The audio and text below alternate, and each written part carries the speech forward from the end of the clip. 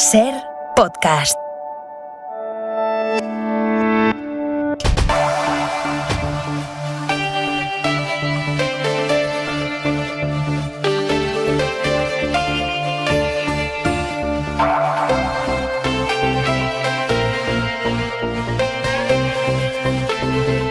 El Gobierno y el Partido Popular han cerrado esta noche la renovación del Tribunal Constitucional, el Tribunal de Cuentas y la Agencia de Protección de Datos, que se suman estos tres acuerdos al Pacto para el Defensor del Pueblo que se había anunciado ya esta noche. Es un acuerdo global, Gobierno-PP, que sin embargo no alcanza, como ya sabíamos que no iba a alcanzar, al Consejo General del Poder Judicial, porque el PP sigue negándose a renovarlo con las leyes vigentes.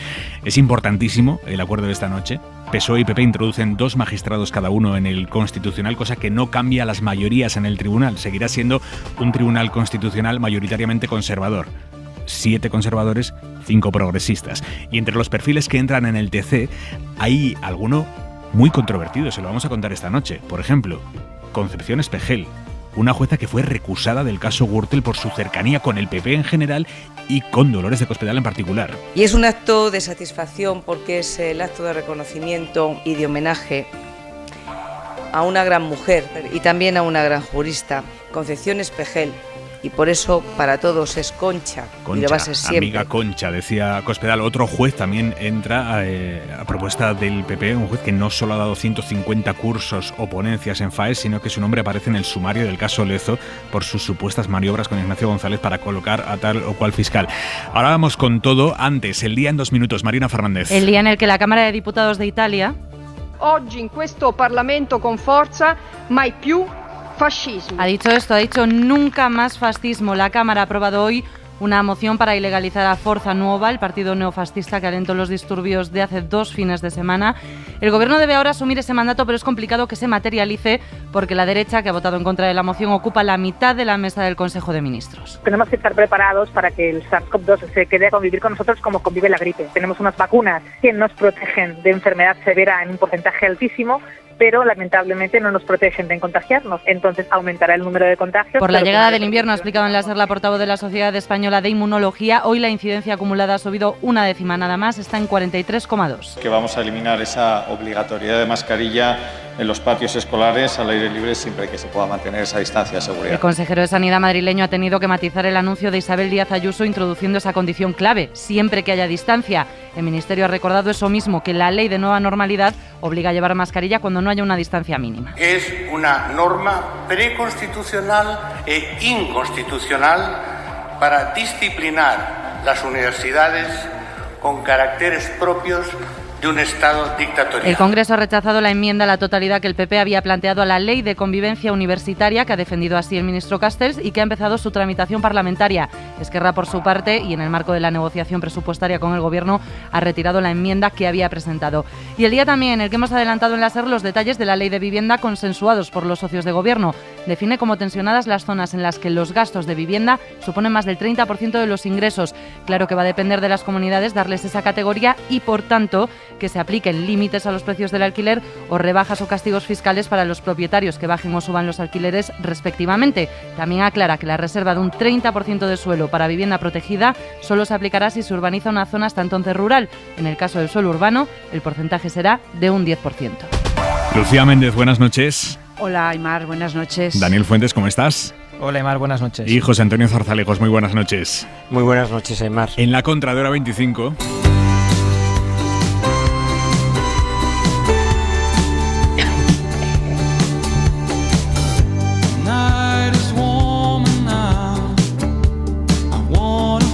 Incluso bajo las cenizas del volcán de La Palma, incluso ahí aparecen buenas noticias. Manuel Javois, buenas noches. ¿Qué tal, Aymar? Buenas noches. El Colegio de La Laguna tuvo que cerrar con la lava a las puertas. Solo 6 días después han sido sus propios maestros los que han conseguido reabrirlo con sus propias manos en otro espacio que les ha dado el ayuntamiento. Y es tremenda, Javois, la capacidad para reponerse ante el desastre y en un tiempo récord. Es que en La Palma, como sabemos, se está produciendo desde hace semanas un espectáculo de la naturaleza, que es la erupción de un volcán que se está llevando por delante cientos de casas, y un espectáculo aún mayor, que tiene que ver con la naturaleza, pero la humana. Y es cierto eso que dices, emociona el coraje, la resistencia, la capacidad de resolución de los vecinos de La Palma que han perdido sus casas pero se resisten a perder su futuro. Lo pensaba hoy porque este país, que va sobrado de premios, debería empezar a pensar en la forma de reconocer el ejemplo que se está dando en esa isla por parte de unos vecinos que se han negado a que su día a día quedase sepultado por la lava, que se han negado a que se parase la educación, a que se parasen los servicios, a que se parasen el trabajo en decenas de casos. Muchos casos de esos aún no contados y otros sí, como el que acabas de relatar de esas maestras que en tiempo récord han puesto en marcha un nuevo colegio. Y esto está pasando con el colegio, está pasando con todo una y otra vez, sin descanso. Y yo creo que en el futuro levantarse de esta manera de una tragedia así tendrá un nombre. ¿Qué nombre, Javois? Sí, estaba esperando esa pregunta, pero... Digo, pero lo va a decir él, está esperando que... Si se ha quedado para siempre la resistencia numantina, ¿sí? Estoy convencido de que todo lo que está pasando estos días en La Palma tendrá un nombre que yo no lo voy a poner, evidentemente, porque mi capacidad de hacer el ridículo tiene un límite, pero que confío... Superación Palmera. Confío en que ese espíritu quede homenajeado debidamente en el diccionario. Hasta mañana, Javois, un beso. Un beso, chao.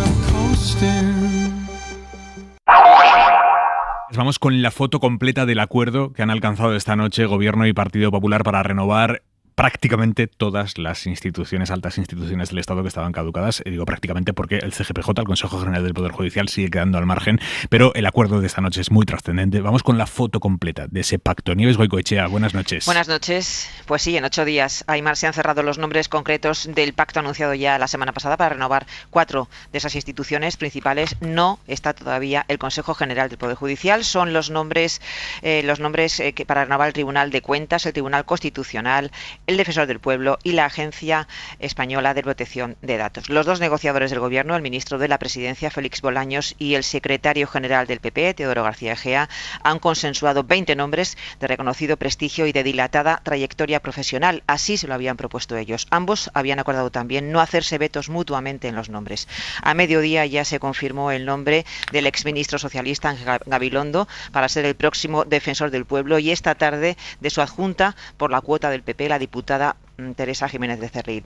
Hay paridad en los 20 nombres, aumenta la presencia de mujeres. En el caso del Tribunal de Cuentas, el Tribunal Constitucional, se renuevan ahora 4 magistrados. En mayo de 2022 tocará otra renovación, pero de momento se mantiene la mayoría conservadora. Este pacto no incluye el Consejo General del Poder Judicial por las discrepancias que hay entre el Gobierno y el PP. Los populares han pedido que se cambie la ley para aumentar también la independencia de los jueces. A su juicio, el Ejecutivo se mantiene en la actual sistema de elección, pero el portavoz del Grupo Socialista, Héctor Gómez, confía en ese acuerdo.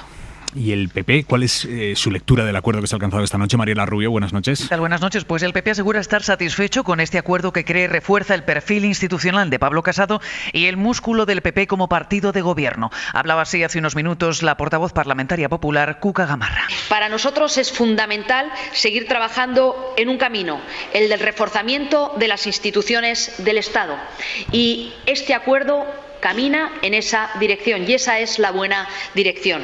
Es uno de los pilares del proyecto de país que el Partido Popular impulsa y quiere para el futuro, y en el marco de este acuerdo ya se materializa en lo que es la renovación tanto del Tribunal Constitucional como del Tribunal de Cuentas. Génova insistía esta noche en que todos los perfiles son profesionales de reconocido prestigio, pero al tiempo se mostraban especialmente satisfechos con Concha Espejel para el Constitucional. También destacan que en un momento en el que aseguran Sánchez se acerca a Bildu, ellos llevan al Defensor del Pueblo como número 2 a una hermana de un asesinado por ETA como es Teresa Jiménez Becerril.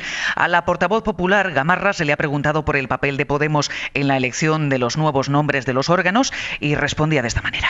Pues no, Podemos no ha formado parte de este acuerdo y las negociaciones de este grupo del Partido Popular se han llevado a cabo con el Partido Socialista. No, nosotros hemos negociado única y exclusivamente con el Partido Socialista y sin necesidad, como no puede ser de otra manera, del aval de nadie. nadie, ¿no? Sobre el Consejo General del Poder Judicial escuchábamos a Nieves Goicoechea. Génova también es tajante, no hay nada, no se ha negociado nada y las posiciones siguen donde estaban. Ahora bien, este clima de entendimiento, piensan en el PP, puede desembocar en una nueva oportunidad para negociar en el futuro, pero el Gobierno debe moverse, dicen, en la dirección de cambiar el sistema de elección de los jueces. Decíamos que entre los nombres que figuran en la lista que se ha pactado esta noche, especialmente en la lista de 4 personas para el Tribunal Constitucional, hay algunos nombres, algunos perfiles muy controvertidos. Miguel Ángel Campos, buenas noches. Hola, muy buenas noches, Aimar. Cuéntanos. Sí, bueno, pues Enrique Arnaldo, hablábamos de los dos nombres propuestos por el Partido Popular. Comenzamos por Enrique Arnaldo, letrado en las Cortes Generales, catedrático de Derecho, que cuenta con más de 150 cursos y ponencias en el Laboratorio de Ideas del PP FAES y figura, además, Aimar, en grabaciones de la Operación Lezo, en varias conversaciones con el expresidente madrileño Ignacio González poco antes de su detención, en las que hablan de colocar a fiscales cercanos. Fecha 3 de noviembre de 2016. González llama a Enrique Arnaldo y conversan de forma críptica sobre cómo está aquello de lo que hablaron en una comida. Se refieren a algún asunto judicial porque Arnaldo responde en esa conversación grabada por la Guardia Civil que están pendientes de cambios en la Fiscalía y en ese momento el hoy candidato al Constitucional propuesto por el PP espeta a González. Abro comillas, estoy moviéndome para que el nuevo que sustituya a esta señora sea bueno. La señora era Consuelo Madrigal, fiscal general del Estado, y el nuevo sería José Manuel Maza. Pero no se quedan en la Fiscalía General del Estado. González le dice, y los de abajo, y los de abajo. Claro, que toque todo. Exclama mientras ríe Enrique Arnaldo.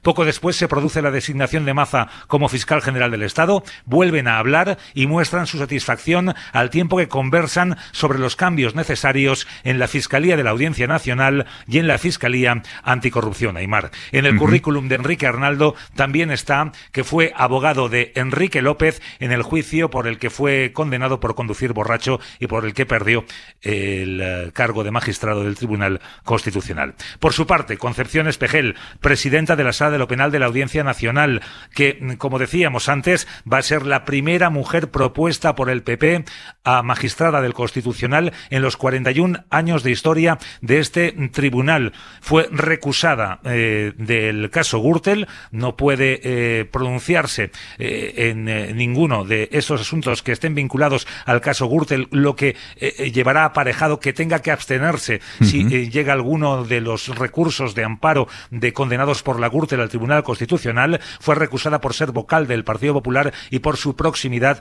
a María Dolores de Cospedal, la exsecretaria general del Partido Popular.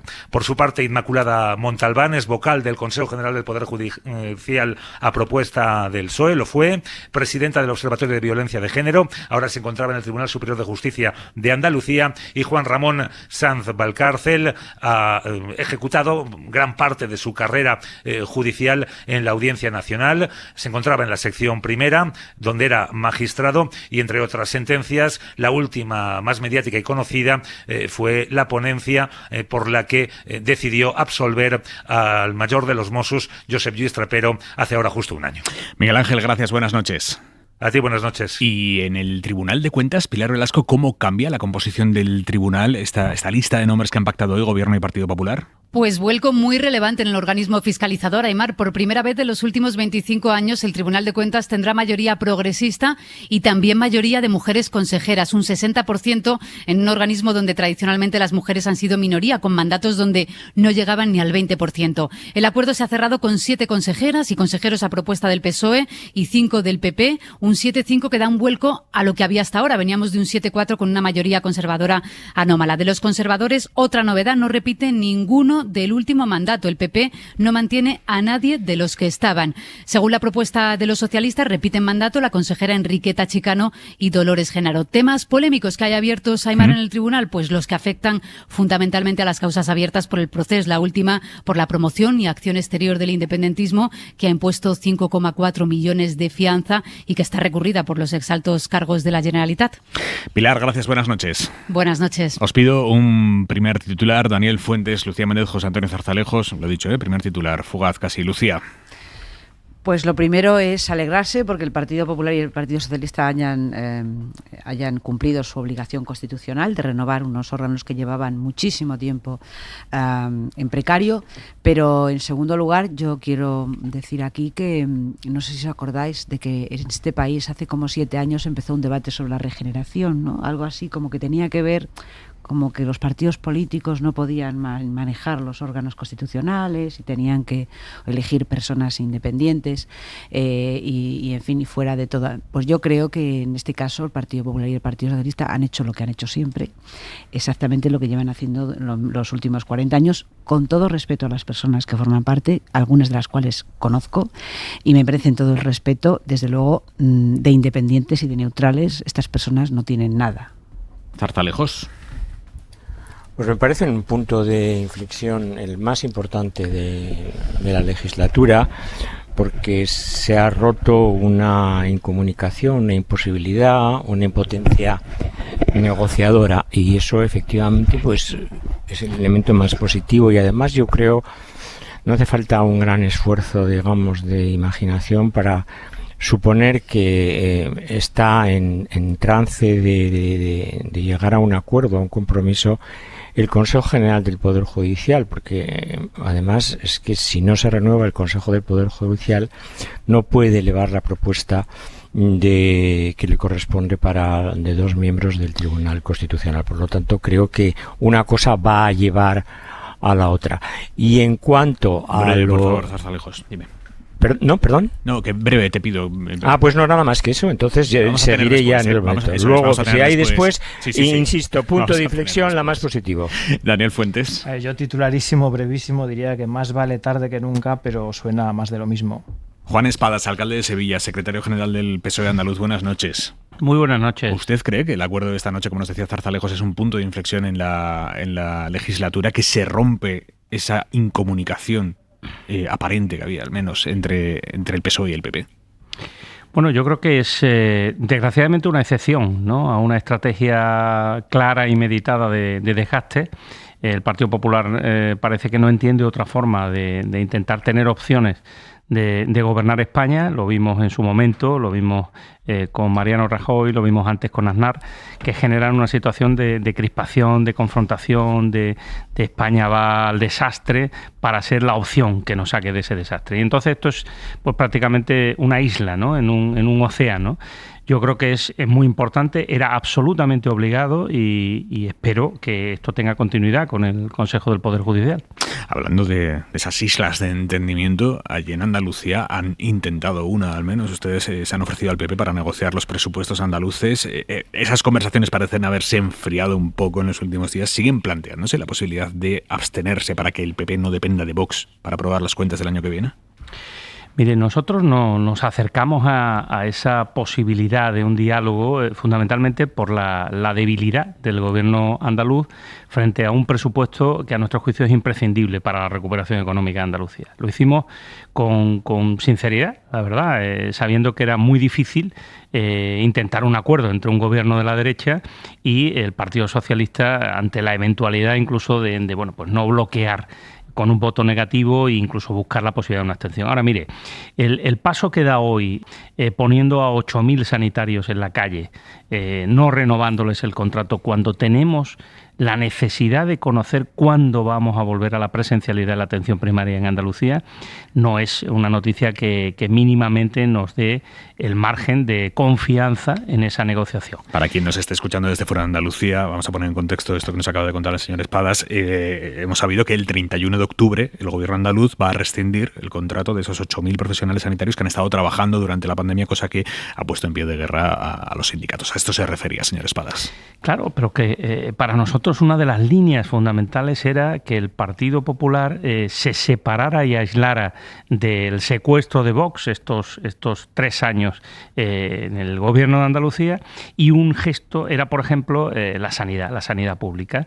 Y en vez de hablar de cómo poder mejorar la retribución del personal sanitario, que está por debajo de la media de España, nos encontramos con que no hay ni siquiera un gesto pues con ese personal que ha dado la cara a lo largo de la pandemia y que, por ejemplo, se le podía haber planteado un plan de refuerzo en vez de despidos para conseguir al menos que la atención primaria, que la presión que hay en determinadas especialidades, en determinados territorios de Andalucía, pues se mejorara, ¿no? Y además sin grandes explicaciones, ¿no? Es decir, no me vale el que digan, no, mire, ustedes fueron contratados para atender la COVID-19, ahora estamos en una situación de riesgo cero, por tanto a la calle. No, mire, es que hay déficits que no estaban antes de la pandemia, que se han generado, no sabemos como consecuencia de qué tipo de gestión de la Junta de Andalucía, como esa falta de presencialidad. Oiga, es que hemos vuelto a la normalidad en todo, menos en que el médico te atienda. Usted coja el teléfono y pida una cita en Andalucía y no se la van a dar antes de 1 de noviembre. Entonces,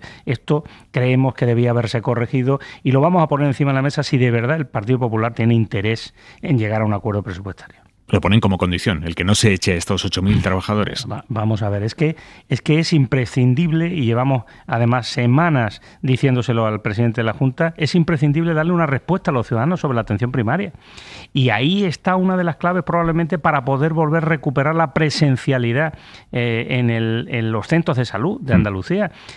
Si no nos contestan a eso y a cambio ponen a 8.000 sanitarios en la calle, pues me parece que los que están rompiendo la posibilidad de acuerdo, evidentemente son ellos. Eso va a definir que ustedes faciliten los presupuestos o no. El hecho de que la Junta de Andalucía no despida a estos 8.000 sanitarios que tiene previsto despedir. Mire, yo le he dicho, he coincidido esta tarde con el presidente de la Junta en un acto, ¿no? Y le he dicho en primer lugar que íbamos a un camino, en definitiva, de ruptura. Si en primer lugar él no nos sacaba de una lógica en la que el Partido Popular lo que quiere es plantearnos un proyecto de presupuesto que dice que le vale a Vox y nos vale a nosotros. Eso es imposible. Es decir, Vox lo único que le interesa en el presupuesto es poner a la gente en la calle de la administración instrumental de la Junta de Andalucía. Entonces, mire, nosotros lo que estamos es preocupados no por las obsesiones de la extrema derecha andaluza, sino sencillamente por los problemas de los andaluces. ¿Usted cree que el PP, Juanma Moreno, quiere pactar con ustedes? Mire, yo creo que el Partido Popular lo que de verdad quiere es pactar con Vox y terminar el mandato, pues como lleva desde el inicio, gobernando bajo el secuestro y las hipotecas de la extrema derecha. Es más, en un planteamiento en el que parece sentirse cómodo con una expectativa de gobierno futuro, incluso con Vox. Y frente a eso, lo que estamos viendo en la calle, con las mareas en este caso que conocemos bien, por cierto, en la sanidad, en la educación, que empiezan a decirle al gobierno de Moreno Bonilla que oye, que está muy bien su perfil de moderación, pero que no se resuelven los problemas solos por ponerse de perfil, y que desde luego despidiendo sanitarios o rebajando en este caso el personal docente, como se ha hecho este año respecto a las necesidades que tiene el sistema educativo público en Andalucía, no vamos a mejorar, vamos hacia atrás. Y este es el problema, que digamos, la pandemia está saliendo del momento en el que los gobiernos autonómicos pues tenían la confianza de los ciudadanos porque estábamos en una situación crítica y de emergencia. Ahora llega el momento de gobernar de verdad. Y cuando al Partido Popular le llega el momento de la verdad, ¿sabe lo que hace? Pues volver a la casilla de salida, empezar a, en definitiva, precarizar la sanidad pública y a tomar decisiones que van más orientadas hacia la privatización de los servicios públicos que hacia la consolidación de lo que están pidiendo los ciudadanos, que es esos servicios de calidad que creemos que necesitamos. Sí, señor Espadas, pero según la encuesta del Centro de Estudios Andaluces, la última, un 66% de los encuestados considera que la gestión de Moreno es buena o muy buena y solo un 8% de los andaluces cree que usted lo haría mejor. Mire, porque efectivamente la foto de todo este tiempo hacia atrás que hemos vivido en Andalucía y en otros territorios es la foto de la confianza de los ciudadanos en los gobiernos que han gobernado la pandemia.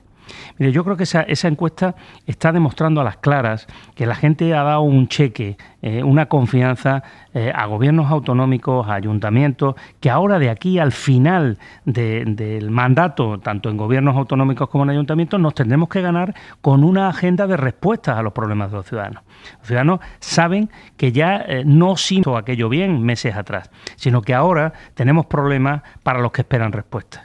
Y en ese sentido, la sanidad pública no está mal, está cada vez peor. Y ante eso, como comprenderán, el gobierno andaluz parece que tiene prisa en convocar para que los ciudadanos no puedan evaluar realmente hasta dónde estamos mal en esa sanidad pública. ¿Usted cree que va a haber adelanto electoral? Bueno, no lo sabemos. Es decir, todo el día se especula sobre una cosa o la otra. Queda un año, de legislatura. Renunciar a este último año de legislatura significa, por un lado, claramente debilidad por parte del actual gobierno, que prefiere medirse en las urnas pronto porque tiene encuestas que le dicen que están bien, sin, a mi juicio, rendir cuentas sobre las políticas que ahora mismo necesita Andalucía, que son las de la recuperación económica. Yo, mire, si hay que ir a elecciones, pues iremos a elecciones.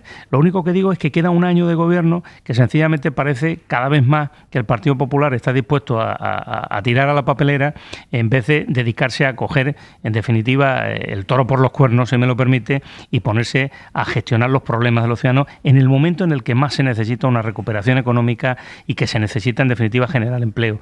Por eso tendimos la mano al presupuesto, por eso estamos diciendo que se dialogue, que se pongan encima de la mesa las prioridades, las necesidades de los ciudadanos, y que el PSOE al final es la única fuerza política que parece poner sentido común a lo que necesita ahora mismo Andalucía, más allá de las encuestas. Dice, si hay que ir a elecciones, vamos a elecciones, pero es que las encuestas a ustedes no les dan nada bien. Y las encuestas dicen que usted tiene un grado de conocimiento por parte de los andaluces bastante bajo, sobre todo en Andalucía Oriental. Mire, yo acabo de arrancar un proyecto político nuevo para el PSOE de Andalucía. Soy muy consciente de que cuando uno arranca, pues necesita tiempo y necesita poder demostrar, en primer lugar, lo básico en política, que es generar confianza, y en segundo, efectivamente, poder explicar cómo resolverías problemas que no es capaz de resolver el Partido Popular. El Partido Popular prácticamente quiere presentarse a elecciones sin estrenarse en términos de gestión política. Lo que hemos gestionado en este mandato lo sabemos bien. Oiga, yo soy alcalde, hemos gestionado una pandemia. Y no es poco, Y por tanto yo creo que todos merecemos, las administraciones, los gobiernos que nos hemos enfrentado a ella, merecemos, creo, al menos ese voto de confianza de que no hemos dejado todos la piel por conseguirlo. El señor Moreno Bonilla como presidente de la Junta y yo como alcalde. Se lo puedo garantizar. Ahora bien, es que los ciudadanos van a tomar la decisión sobre la base de quién de verdad genera esperanza y genera un proyecto de futuro para Andalucía. No sobre la base de lo que hemos hecho, sino de lo que vamos a hacer o lo que somos capaces de hacer para que Andalucía salga de la crisis, genere empleo y por tanto tenga nuevas oportunidades. Y yo soy un proyecto nuevo, comprendo evidentemente que tengo todavía que andar un camino, pero fíjese, siempre que ha habido nuevas oportunidades, siempre que ha habido proyectos de futuro, ahí han estado los socialistas y ha estado la socialdemocracia. Y curiosamente, cuando la situación ha sido crispada, de confrontación, ha aparecido la derecha como la solución mágica a los problemas que luego no resulta ser. Así que mire, cuando toquen las elecciones, pues nos enfrentaremos de nuevo, Partido Popular, Partido Socialista. Evidentemente, aquellas personas que tenemos un proyecto ilusionante intentaremos trasladarlo a los ciudadanos para pedirles su confianza, y yo voy a estar ahí.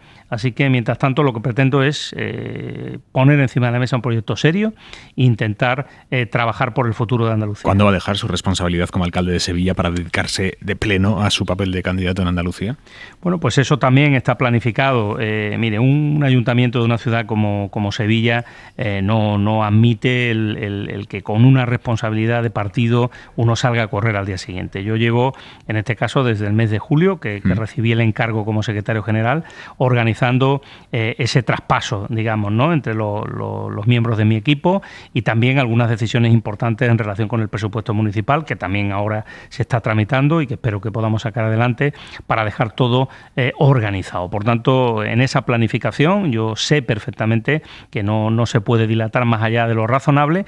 Estoy haciendo ese sobreesfuerzo de poder hacer y tomar mi responsabilidad como gestor y gobierno de la ciudad con estas nuevas responsabilidades políticas, pero soy consciente de que pues en las próximas semanas, en los próximos meses, pues tengo que tomar ya la decisión, y pretendo, en este caso, que el ayuntamiento haga una transición ordenada y que otro compañero o compañera de mi equipo de gobierno pues tome el testigo. ¿Quién, y seguro alcalde? que lo haga bien. ¿Quién? Evidentemente eso no se lo puedo decir hoy porque forma parte del secreto del sumario. Vale, pero entonces dígame si estamos hablando de noviembre. ¿En noviembre lo va a dejar? No voy a concretarle todavía eso porque sabe perfectamente que si lo digo así mañana me preguntan. Se lo preguntaría yo inmediatamente por después, tanto, claro. Por tanto, déjeme que le diga que tengo planificado esa decisión, que no va a ser en el largo plazo, pero que evidentemente antes tengo que dejar resueltas algunas cuestiones y no se preocupe. Pero que a Navidades no llega como alcalde, ¿no? Yo no me aferro a un puesto, a una situación cuando sé que ya he tomado la decisión de asumir una nueva responsabilidad. No ya solo porque necesite tiempo para recorrer la Andalucía, para conectar con la confianza de los andaluces, sino también porque sé que mi equipo de gobierno municipal está absolutamente preparado para tomar esa responsabilidad y continuar adelante. Por tanto, mire, aquí no hay nadie indispensable. Lo que pasa es que la responsabilidad a veces le hace a uno, tomar la decisión justo cuando entienda que está todo preparado para hacerlo bien. Pero no se preocupe, daremos titulares próximamente. Usted, deme un titular orgánico. Usted es secretario general desde julio, se impuso allí a Susana Díaz. El proceso ha generado fracturas profundas en la Federación Socialista Andaluza. ¿Hay un repliegue de los que fueron fieles a Díaz o están ejerciendo resistencia? Bueno, yo creo que las fracturas eran previas a las primarias, ¿no? Ya había, digamos, opiniones diferentes, lógicas de partido en el ámbito de cada provincia, que incluso de alguna manera se reordenaron en las primarias para decidir entre la continuidad o el cambio. Una vez transcurrido eso, y por tanto con una nueva dirección del PSOE de Andalucía, lo que tenemos que dirimir ahora es justamente los equipos provinciales y por tanto de nuevo la opción continuidad o cambio en cada una de las provincias. Yo puedo decirle que estamos haciendo un trabajo intenso, no exento a veces de debates o de desgaste interno, pero que nos va a llevar al final y va a ser, en este caso, con seguridad en el mes de diciembre, a un nuevo PSOE de Andalucía que ya no solo será nueva dirección regional, eso lo haremos a 1 de noviembre en el Congreso Regional, sino que además será el nuevo PSOE de Andalucía en cada una de las provincias. Por tanto, nosotros vamos a acabar este año con todo nuestro proceso interno culminado. Digamos por tanto, con todas las garantías, de verdad, y creo que además el PSOE lo necesita. Necesita emprender esa nueva etapa con una forma quizá diferente de entender y de afrontar la realidad política y las propuestas a los ciudadanos. Usted va a tener que combinar su papel de candidato a la presidencia de una comunidad infrafinanciada con la presidencia del órgano del PSOE que coordina a los varones autonómicos, donde no hay una voz única sobre financiación autonómica. ¿Cuál es la propuesta que va a defender usted? Esto es un papelón también. Bueno, mire, a mí parece que me tocan siempre los retos más complejos, ¿no? Pero eso a uno también le estimula, ¿no? Yo creo que ese análisis no se le ha escapado al secretario general del PSOE, Pedro Sánchez, cuando me ha dado la responsabilidad de presidir esa Comisión Política Federal. Andalucía siempre fue el fiel de la balanza, la posición de equilibrio entre posiciones a veces confrontadas entre territorios, pero dentro de un mismo paraguas como es los principios y valores que marcan la socialdemocracia en España. Entonces, Andalucía creo que puede ser clave para buscar esa solución más justa que nos lleve a que personas que en el territorio tienen menos recursos que otras puedan sencillamente ver un modelo de financiación más justo que el último que se aprobó. Yo voy a trabajar por eso. Voy a trabajar primero con mis compañeros de partido para alcanzar una posición común. Para eso tenemos este tipo de órganos y a partir de ahí para ayudar al Gobierno de España a que esa posición común del PSOE pueda ser la posición en la que el Gobierno negocie con otros territorios gobernados por el Partido Popular fundamentalmente y que al final haya un acuerdo de Estado. Mire, antes empezábamos hablando de acuerdos de Estado. A mí me gustaría que acabáramos esta legislatura con un gran acuerdo de Estado sobre financiación autonómica y local. Sé que es complejo, pero mire, las cosas difíciles a veces son las que realmente estimulan a la sociedad y desde luego deben hacerlo a los políticos. Juan Espadas, alcalde de Sevilla y secretario general del PSOE andaluz. Gracias, buenas noches. Buenas noches.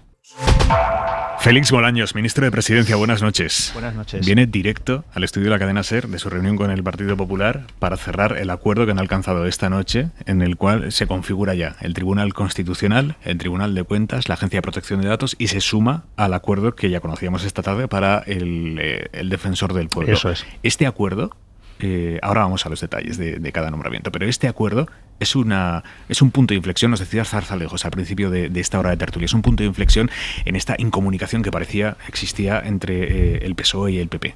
¿Es un punto de inflexión en la legislatura? Espero que lo sea. Espero que lo sea. Creo que es un acuerdo muy importante porque al final cuando fortalecemos las instituciones democráticas y las renovamos en tiempo y conseguimos que las personas que las forman tengan el mandato absolutamente vigente y puedan ejercer sus funciones, fortaleciendo esas instituciones estamos fortaleciendo la democracia.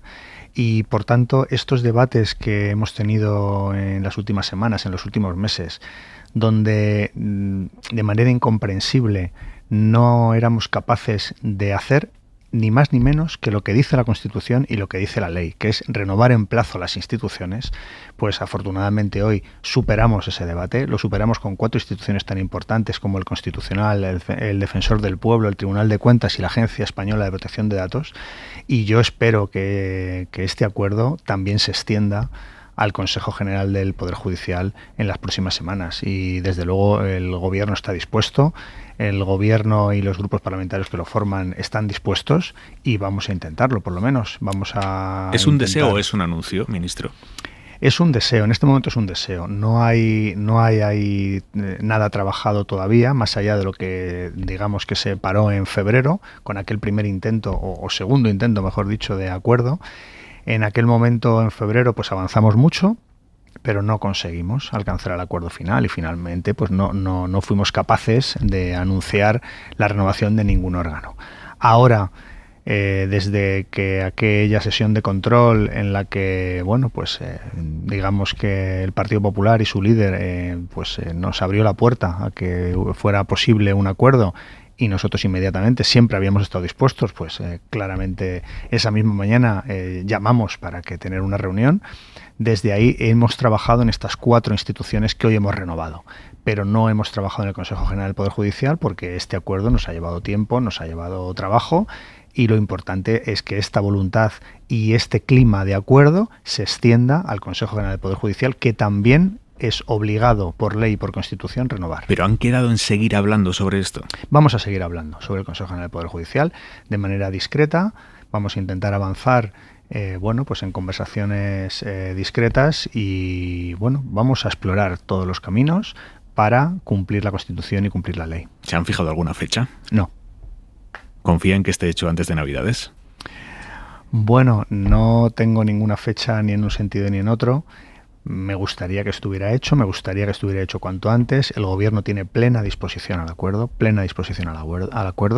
y nos gustaría hacerlo lo antes posible, porque es bueno normalizar el clima político en España, y es bueno que las grandes fuerzas políticas pues alcancen acuerdos, y que un gobierno de coalición como es el nuestro, con el principal partido de la oposición como es el Partido Popular, logremos acuerdos para fortalecer instituciones democráticas. ¿Y ustedes en qué están dispuestos a ceder para llegar a ese acuerdo?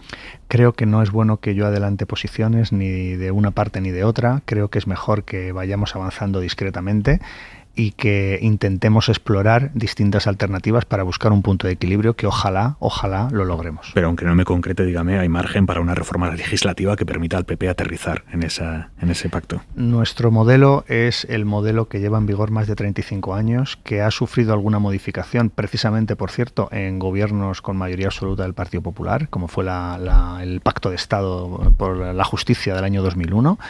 Nuestro modelo ha servido para que parlamentos con distintas mayorías, gobiernos de distintos colores hayan podido renovar el Consejo General del Poder Judicial. Es un modelo profundamente democrático, y por tanto nosotros apostamos por este modelo. Pero hay una vía intermedia, ministro, me refiero, por ejemplo, cambiar el número de avales que necesitan los jueces independientes para proponerse para el CGPJ. ¿Eso es una de las opciones que está encima de la mesa?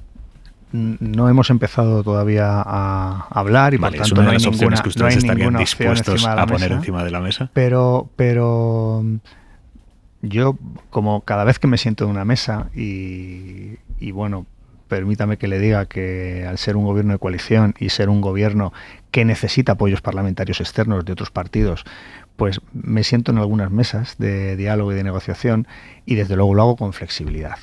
Este gobierno es un gobierno de acuerdos, es un gobierno que para avanzar tiene que lograr consensos con otras fuerzas políticas. Tenemos 155 escaños, sumando los escaños del Partido Socialista y de Podemos, y tenemos que llegar a 176 para aprobar las leyes, y por tanto eso solo se consigue con voluntad de acuerdo, con capacidad de flexibilizar posiciones y de intentar llegar a puntos de equilibrio. Nosotros somos muchas cosas, entre ellas somos un gobierno que busca siempre los acuerdos y que intenta lograr soluciones, y ese es el objetivo. Ministro, para llegar al acuerdo en el que han llegado esta noche, por ejemplo, le pregunto ya sobre el Tribunal Constitucional. ¿Ustedes han aceptado sin vetos los nombres que les ha propuesto el PP y al revés también, o ha sido una negociación de nombres? Mire, ha sido una negociación en la que me tiene que permitir que no entre en demasiado detalle.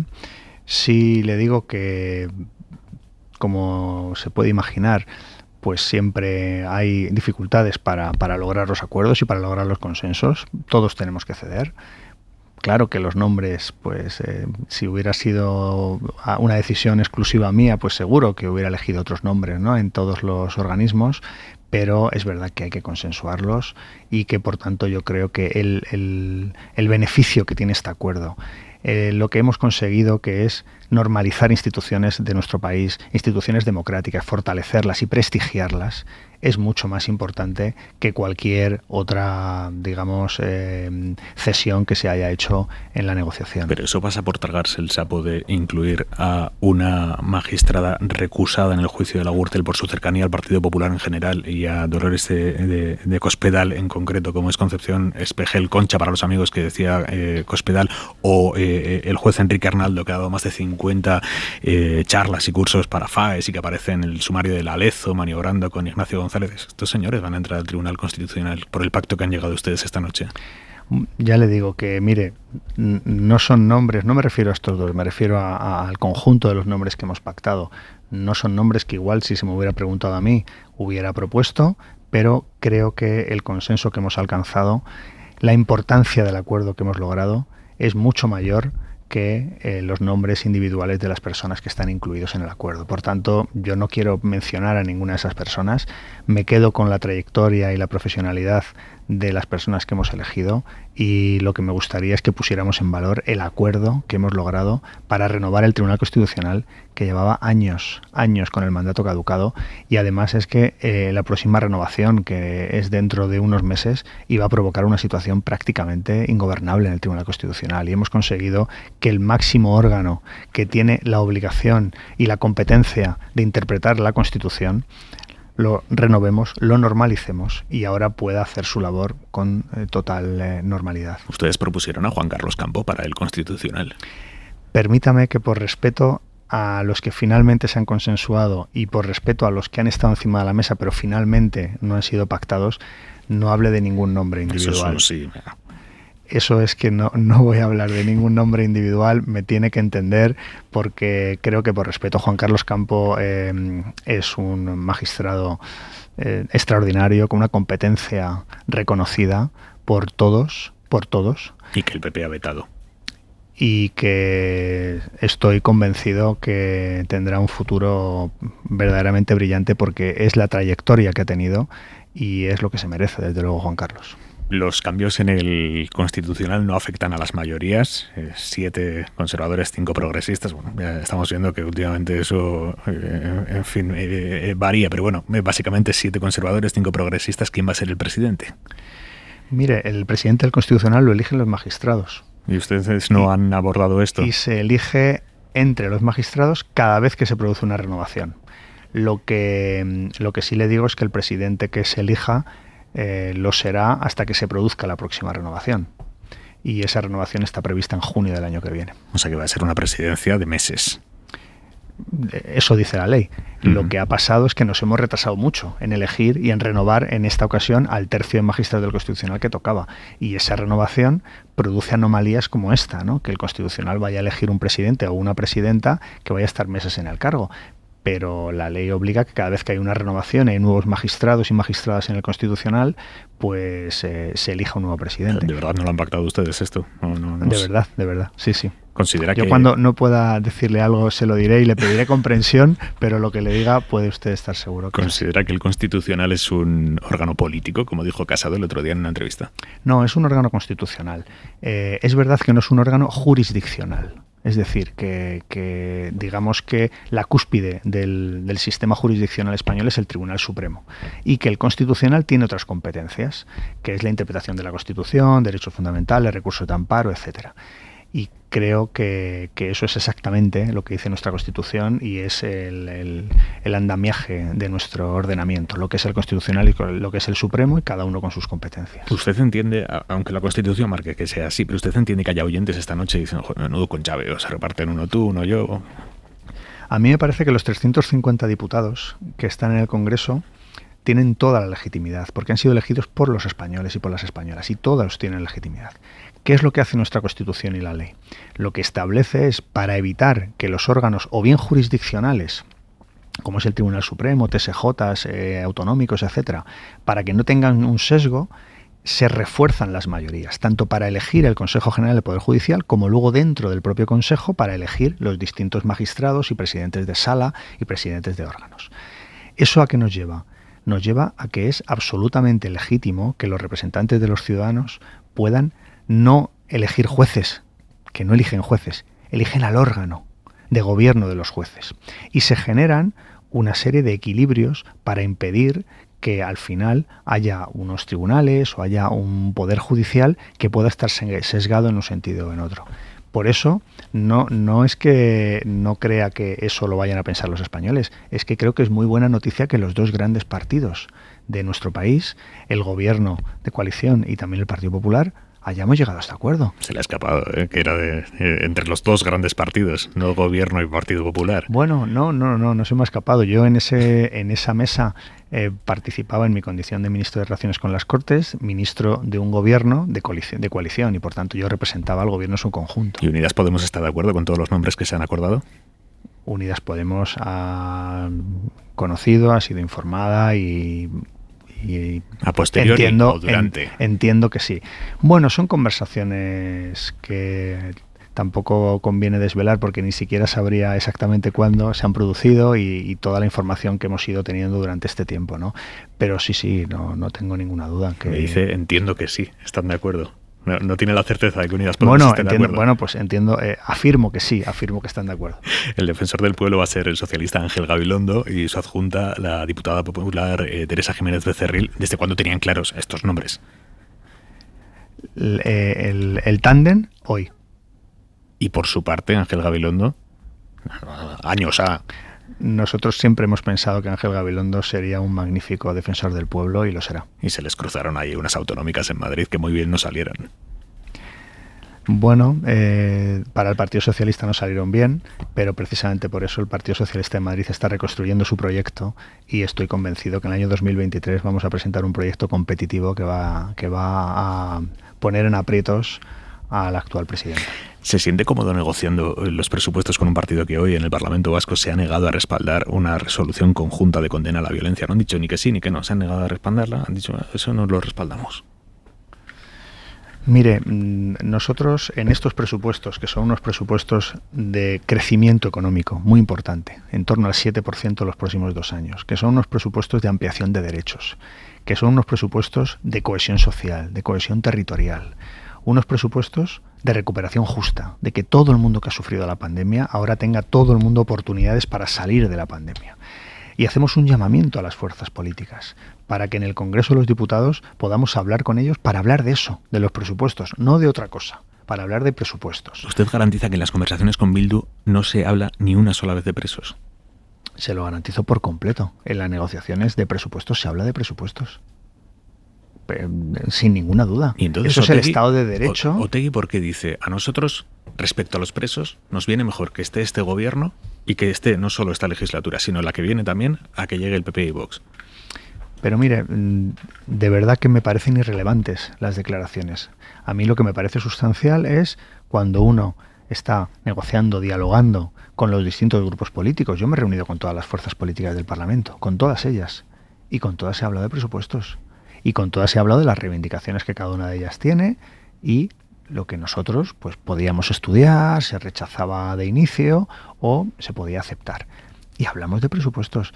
Quien quiera una recuperación justa, quien quiera que España crezca, quien quiera que España consiga más derechos y más libertades y lo haga de una manera equitativa, de una manera justa, tendrá que apoyar estos presupuestos generales del Estado, con independencia de las enmiendas que luego cada grupo pueda presentar.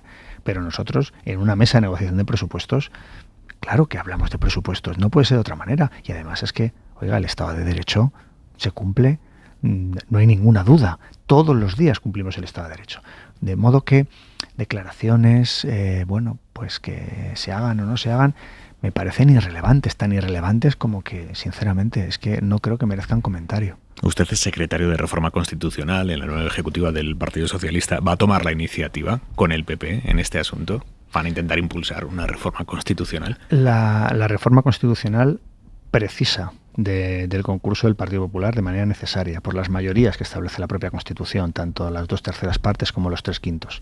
Y por tanto, cualquier apuesta por reformar la Constitución ha de contar con el principal partido de la oposición, porque si no, no va a ser viable. Ahí le digo, tenemos que ser conscientes que en España se ha modificado la Constitución 2 veces, solo 2 veces. En otros países se ha modificado docenas de veces. No se trata de modificar o no modificar, se trata de mejorarla, de adaptarla. El texto de 1978 era un texto muy importante y, desde luego, para España esencial, el que ha conseguido la mayor época de prosperidad en nuestro país, más de 40 años. Pero si podemos mejorarla, si podemos actualizarla, hagámoslo. Le pongo un ejemplo. El artículo 41 de la Constitución habla, hoy todavía está vigente, habla de disminuidos. De disminuidos. Da hasta vergüenza decir esta palabra. Bueno, en el año 78 había otras prioridades y había otro lenguaje. Hoy estamos impulsando desde el Gobierno la modificación del artículo 49 para utilizar una terminología que es personas con discapacidad, que es de la que hablan los convenios internacionales, los organismos internacionales, que es respetuosa con las personas con discapacidad. ¿Por qué no cambiarlo? Es para mejorarlo, claramente. Nos lo pide el CERMI, nos lo pide ONCE, nos lo piden todas las asociaciones de personas con discapacidad. Ministro. Bueno, pues es un ejemplo claro de mejorar la Constitución y eso es en lo que desde luego el Gobierno y también desde el partido y mi secretaría trabajaremos. Todo lo que pueda mejorarse con consenso la Constitución, porque es imprescindible, hagámoslo. ¿Es cierto que hay documentos de la Moncloa que plantean la idea de una consulta sobre la reforma de la Constitución? No me consta en absoluto, ni de mi época anterior como secretario general, ni de mi época actual como ministro de la Presidencia. No he visto nunca, ni he tenido encima de mi mesa esos documentos de los que últimamente se está hablando. Ministro, entonces se abre una nueva etapa con el PP tras el acuerdo de esta noche.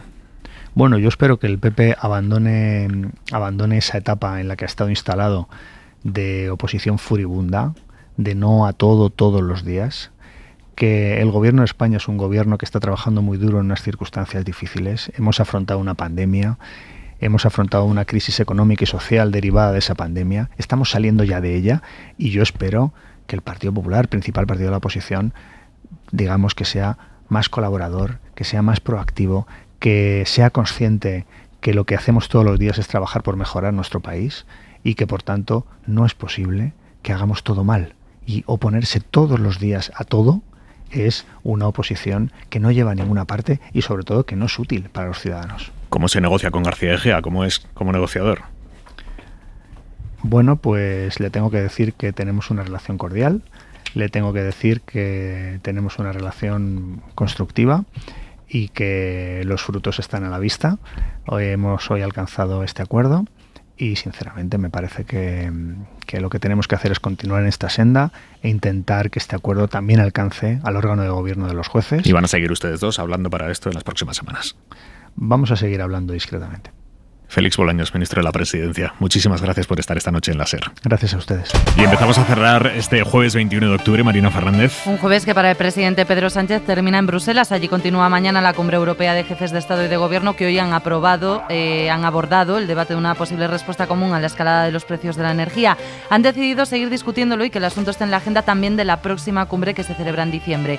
Un día menos para Xavier García Albiol como alcalde de Badalona. Todos nos hemos arremangado y hemos dicho que teníamos una responsabilidad. Echamos a un alcalde corrupto. El objetivo mayor ya no es echar a García Albiol, que sí, sino que es mirar de hacer un gobierno más transversal. Tiene que ser un gobierno amplio. Mañana toda la oposición en bloque va a presentar una moción de censura contra el político del PP tras su aparición en los papeles de Pandora. Se va a votar previsiblemente el 8 de noviembre y será el candidato socialista el que asuma el cargo. En Estados Unidos, la Cámara de Representantes ha declarado en desacato a Steve Bannon, al famoso ex asesor de Trump, considerado el diseñador además de la oleada populista en diferentes diferentes países, lo ha declarado en desacato por negarse a comparecer ante el comité que investiga el asalto al Capitolio del pasado enero. Lo más seguro es que tenga que pagar una multa. Por cierto, que a Trump, al mayor troll conocido de las redes sociales, los hackers le han pagado con la misma moneda en el anuncio de su propia plataforma, de Truth, que ni siquiera se ha estrenado, pero en la que decenas de personas han conseguido entrar y adueñarse del usuario del propio Trump. Dicen estos hackers que es una copia casi exacta de Twitter, donde Trump sigue vetado, y que curiosamente limita el uso de mayúsculas en los mensajes, en las publicaciones, esas mayúsculas que se leen como gritos y a las que nos tenía tan acostumbrados precisamente el expresidente de Estados Unidos. Hasta mañana, Marina. Hasta mañana. Y la Real no es solo líder en Liga, sino que acaba de ganar en la Europa League. Manu, buenas noches. Hola, Aimar. Dentro de poco esa aplicación limitará también los acentos, los puntos y comas, los signos de exclamación e interrogación. Sí, me voy a lo mío. La Real acaba de ganar con gol de Isaac, así que enhorabuena por la parte que te toca. Antes ha jugado el Betis y ha empatado a 1 con el Bayer Leverkusen. Y además de la Europa League, hoy mucho clásico, porque ya sabes que estamos a 3 días del Barça-Real Madrid. El primero en la historia en los últimos 16, 17 años que no estará ni Messi ni Cristiano. Hemos a Ansu contra Vinicius. No es lo mismo, pero está bien. Te escuchamos ahí media mano. Chao, chao. Y la ropa para mañana, Jordi Carbo, buenas noches. Pues ropa de abrigo un poco más que los últimos días, sobre todo durante la mañana, y prepararse para mucha lluvia en el sudeste de la península, aguaceros en gran parte de esta zona del país. También esta próxima madrugada tendremos algunos chubascos en el Cantábrico, pero no serán persistentes, y en general mañana en el conjunto del país nos esperan muchas horas de sol y temperaturas más bajas. No es que venga un frío invernal, ni mucho menos, pero como mínimo durante las tardes al sol el ambiente ya no será tan cálido. Hasta mañana, Jordi, gracias. Adiós. Y esta noche con Daniel Fuentes, con José Antonio Zarzalejos y con Lucía Méndez. Daniel, tu análisis del acuerdo que se ha alcanzado, Gobierno Partido Popular, y de las explicaciones que acaba de poner aquí encima de la mesa el ministro de la Presidencia, Félix Bolaños, dice: no son los nombres que yo habría querido, pero para llegar a un acuerdo hay que ceder. Hay acuerdo y eso es bueno, ¿no? Pero creo que a veces parece como que nos contentamos con poco, ¿no? El acuerdo llega, pero llega tarde, llega tardísimo, llega años, con años de retraso, ¿no? Y esto no podemos olvidarlo porque ese retraso erosiona y hace que erosiona las instituciones y les hace perder crédito. Ese daño está ahí. Muchas personas hoy se preguntarán, bueno, ¿mi vida va a cambiar mañana porque haya habido o no haya acuerdo? Las instituciones funcionan. Oye, si llevamos 2 años sin que esas instituciones funcionen, ¿realmente son tan importantes o no? Yo creo que hay una erosión muy importante porque el acuerdo llegue tarde. Y sobre todo lo que realmente me preocupa es que llega porque ahora hay una buena voluntad por ambas partes, especialmente por la parte que bloqueaba, en este caso el Partido Popular, que antes no había. Mi gran pregunta es bueno un sistema que puede bloquearse arbitrariamente por una de las dos partes de manera estructural, de manera medular, y que al mismo tiempo puede desbloquearse por la mera voluntad de una de las dos partes? Ese es un buen sistema. No deberíamos estar pensando en un sistema que impida precisamente bloqueos permanentes y recurrentes y acuerdos como este que, insisto, buena noticia que haya un acuerdo, pero ¿quiénes son los elegidos? Tú pones el acento ahí, Aimar, yo lo pondría en quiénes son los elegibles. Es que cualquiera vale para ser elegido. No tiene que haber algún filtro previo, algún criterio previo para decidir entre, pues mira, tal persona, yo no sé si debe ser o no elegida, pero desde luego no es elegible, por lo tanto, fuera directamente, ¿no? Quiere decir que bien el acuerdo, pero yo creo que las razones de fondo de por qué no funciona no se tocan y no parece que se vayan a tocar. Lucía. Bueno, yo voy a incidir un poco en lo que acaba de decir Daniel, porque me parece lo más relevante. Yo coincido con el ministro Bolaños en que es muy importante la normalización de estas instituciones, porque es verdad que su funcionamiento se había visto alterado gravemente, ¿no? Y incluso con el peligro de la deslegitimación de las decisiones que tomaran. Es decir, que esto me parece lo más importante. La cuestión es que yo creo que el Partido Socialista y el Partido Popular han entendido que esto es más importante que la regeneración pendiente, de la que yo no sé pero hubo muchos años nos hemos estado ocupando de eso. Hay think tank que han hecho propuestas, ha habido debates parlamentarios, en los programas electorales hay propuestas sobre regeneración, particularmente desde que estalló el 15M, que fue en el año 2011, en 2011 fue. Luego, en fin, cuando en 2015 se rompió el sistema de partidos, todo el mundo entendió que el Partido Socialista y el Partido Popular tenían que hacer una reflexión a propósito de cuál había sido su actuación. En el caso que nos ocupa es en la ocupación de los órganos institucionales de una manera descarada por personas que de independientes no tienen nada. Es decir, esto estuvo sobre la mesa, sobre esto hay mucha discusión, hubo mucha discusión, sobre esto hubo muchas propuestas y hubo muchos compromisos por parte de los dirigentes del Partido Popular y del Partido Socialista de acabar con este sistema, de reformar este sistema, que es a lo que se ha referido Daniel. Bueno, yo creo que todo esto ha pasado mejor vida, es decir, el Partido Socialista y el Partido Popular han vuelto a lo que solían hacer, que es posible que ahora mismo sea lo que hay que hacer porque no se puede hacer otra cosa en cuanto a la regeneración. Bueno, que ahora tengamos que cerrar el debate sobre la regeneración para pasar a mejor vida, que lo olvidemos por completo, que el Partido Socialista y el Partido Popular, como los partidos nuevos que exigían la regeneración se han ido por el sumidero, más o menos, cada uno a su manera, vuelvan otra vez, ¿no?, a sus costumbres habituales y se hagan otra vez con el control de todos los órganos institucionales sin hacer examen de conciencia de lo que ha pasado durante 40 años y del desprestigio que eso puede llegar a producir en la ciudadanía y que no les importe, pues hombre, a mí esto me preocupa bastante. Y hay una cosa que tú le has preguntado al ministro, si Podemos, el partido de la coalición, puede estar de acuerdo con esto. Bueno, yo creo que hay un magistrado del Tribunal Constitucional muy próximo a Izquierda Unida, con un historial muy próximo a Izquierda Unida, que indica que bueno, pues que efectivamente hayan tenido un papel, ¿no? Zarzalejos. Bueno, se han planteado varias cuestiones. La primera, el sistema o el modelo primero que está en la Constitución y luego desarrollado en la ley orgánica es el que es absolutamente comparable y homologable con otras constituciones democráticas. Por lo tanto, y sí, tanto aquí como en otros sitios, depende de que haya una voluntad política de lealtad a la letra y el espíritu de la Constitución y del bloque de constitucionalidad. Por lo tanto, ese no me parece que sea un problema. No hay que buscar otra fórmula, porque la fórmula está en la soberanía popular representada en el Parlamento. Otra cuestión es si los perfiles que se eligen son, desde el punto de vista, digamos, de la opinión pública, de lo que Lucía habla de la regeneración, los más adecuados. Probablemente no, aunque cumplan, porque tienen que cumplir una serie de requisitos que están establecidos en la ley orgánica del Poder Judicial. Es decir, no es cualquiera el que pueda ser propuesto y elegido magistrado del Tribunal Constitucional.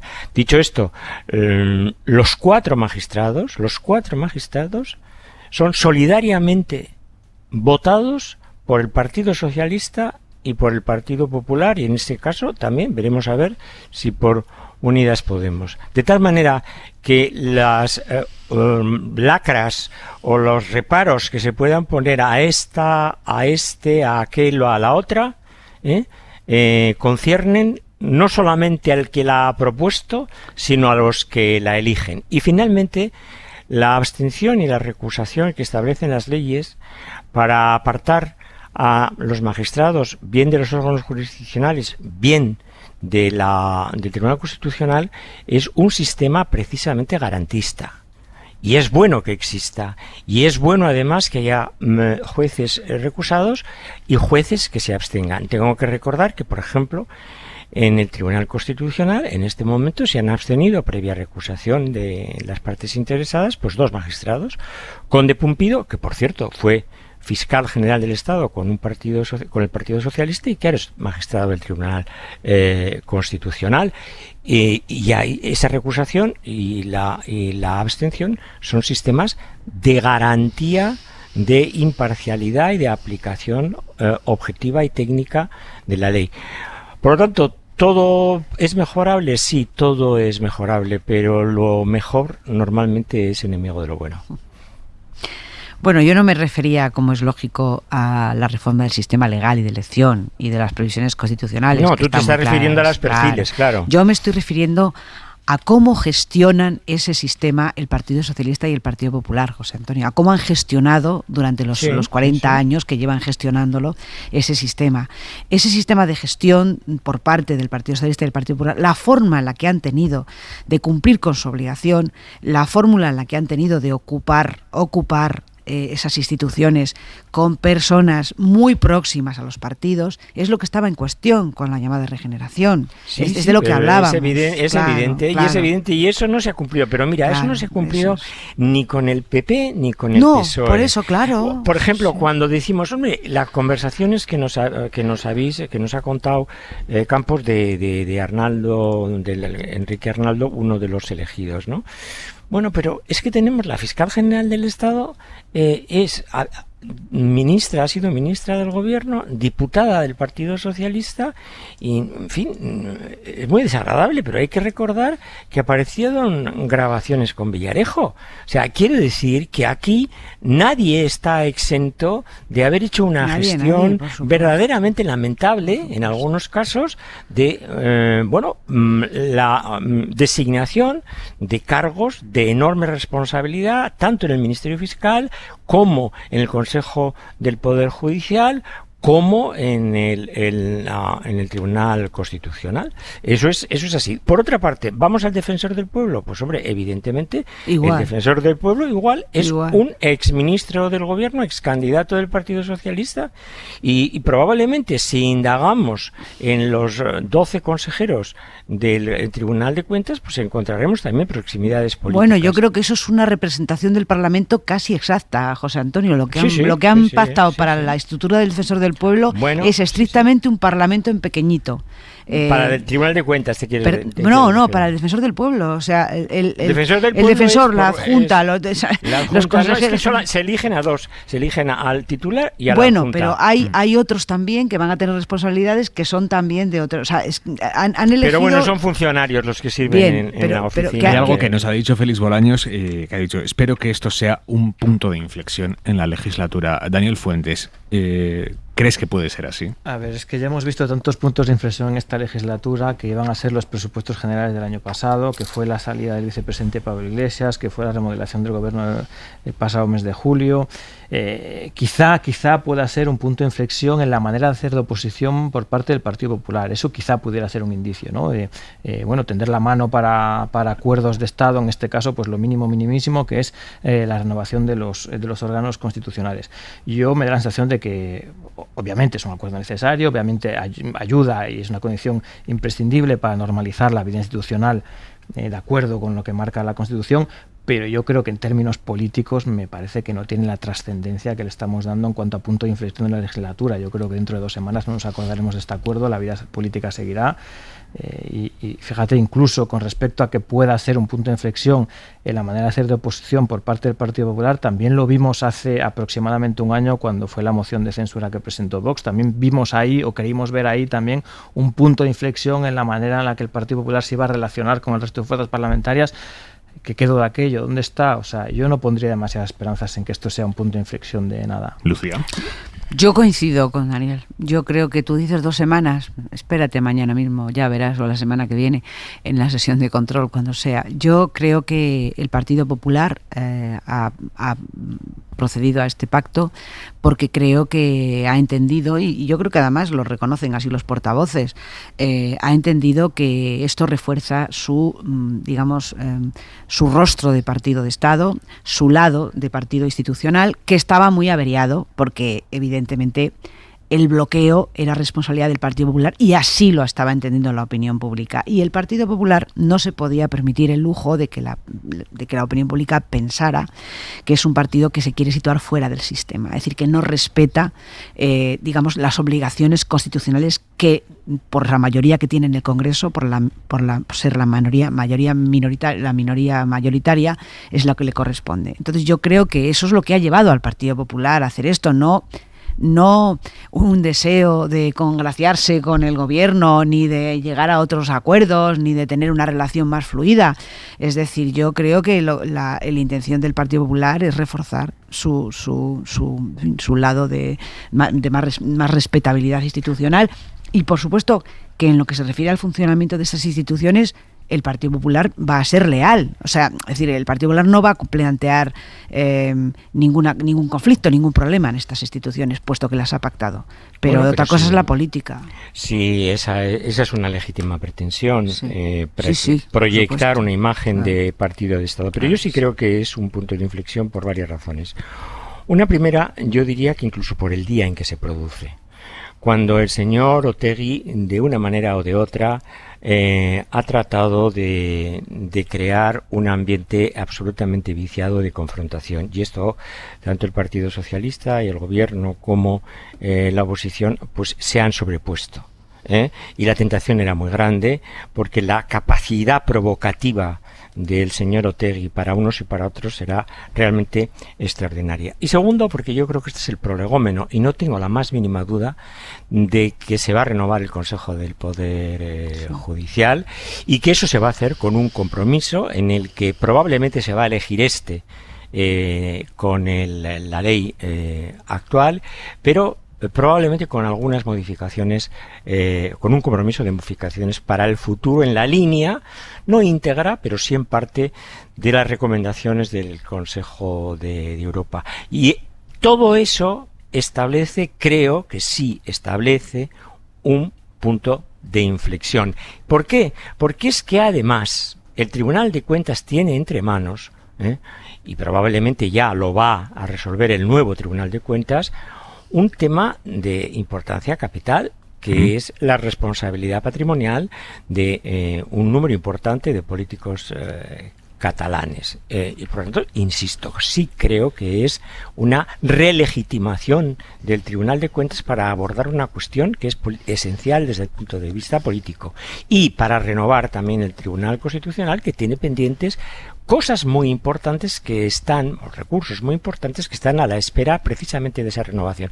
Entre ellas, la decisión tomada de que en cuanto se produzca la renovación se van a abordar, por ejemplo, la ley del aborto, que está metida en un cajón desde hace 11 años, ¿no? Por eso sí creo definitivamente que esto es un punto de inflexión clarísimo. Por cierto, nos ha dicho el ministro Félix Bolaños que nada de ningún documento en Moncloa en el que se plantee la idea de una consulta sobre la reforma de la Constitución, a pesar de lo que vaya diciendo por ahí Iván Redondo. Bueno, pero eso lo dice Iván Redondo. A lo mejor no lo ha tenido él, pero lo ha tenido Iván Redondo. Y las informaciones que se han publicado, yo al menos las que he seguido, no se referían exactamente al señor Bolaños. Bueno, las informaciones que se han... Iban por Iván Redondo. No, las informaciones que se han publicado decían que Félix Bolaños lo tenía encima de la mesa. Bueno, concretamente, la palabra que él ha dicho, no lo he tenido encima de mi mesa, lo ha dicho porque en las informaciones que se han publicado se ha dicho que ese documento está y que lo tiene Bolaños encima de la mesa. Bueno, pues entonces habrá que hacer un careo, ¿no? Sí, un careo entre el señor Redondo y el señor Bolaños, porque de algún sitio ha salido eso. Desde luego es que esto Dani, da la sensación... ¿tú que estuviste en Moncloa, encima de tu mesa estuvo o no ese papel? No, encima de mi mesa no, encima de mi mesa había números, estadísticas y previsiones de crecimiento. Pero es que vuelvo a lo que comentábamos antes. Es que es muy poco serio, yo francamente hay que decirlo, es muy poco serio que alguien que ha tenido las responsabilidades que ha tenido, que ha sido jefe de gabinete del presidente del gobierno, esté siquiera sembrando dudas sobre estos temas en los platós y en los estudios de televisión. Es una vergüenza, hombre. No, claro, es que hay una cuestión que es de lealtad institucional. Claro, entonces, de discreción. No lo veo. Es que no lo veo. ¿Por qué tenemos que estar ahora hablando de esto, especulando sobre existe, no existe o deja de existir? Es que la mera duda hace daño. Minuto 25 de hora 25. Joaquín Estefanía. Muy poco a poco.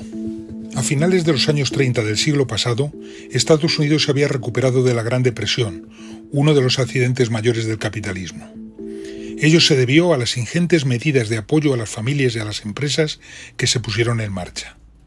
Entonces, el presidente Roosevelt se apresuró a retirar esas muletas económicas y dejó que los mercados se moviesen a su aire. Fue un error. Inmediatamente el país se volvió a detener y el paro creció otra vez de modo exponencial. La Comisión Europea parece haber aprendido de aquella experiencia, entre otras. Bruselas acaba de hacer público un documento en el que dice que en este momento, saliendo de la pandemia y recuperándose poco a poco el continente, sería contraproducente achicar los niveles de deuda porque conllevaría un doloroso coste social. Si hay un ajuste drástico, se reproducirán la crisis y los sufrimientos, por lo que es necesaria una reducción lenta y realista de los desequilibrios. El problema es que en el otro lado de la balanza ha aparecido la inflación. Dilemas. Punto y 25. Bueno, Manu, ¿y esta noche? ¿Y esta noche qué? Pues esta noche mucho clásico. Seguramente muchos de los oyentes se acuerden de Jika Hagi, el rumano considerado el mejor jugador de la historia del fútbol en Rumanía. Bueno, jugó en los dos, en el Barça y en el Madrid. Vamos a hablar con él, con Álvaro Benito, con Iturralde González, porque ya hay árbitro para el clásico del domingo, Sánchez Martínez, y González en el VAR. Ahora hablamos con Iturralde, y un amplio Sanedrín que seguro que va a estar calentito esta noche entre Barcelona y Madrid. Veremos a ver quién gana el clásico y, por supuesto, no te olvides de no me olvido de la Real. Mar, por favor, ¿cómo me voy a olvidar de la Real, que ha ganado con ese gol de Isaac? Y el Betis ha empatado. El líder en Liga. Señores, abrimos el larguero ya. Hasta mañana, descansen. Suscríbete a Hora 25.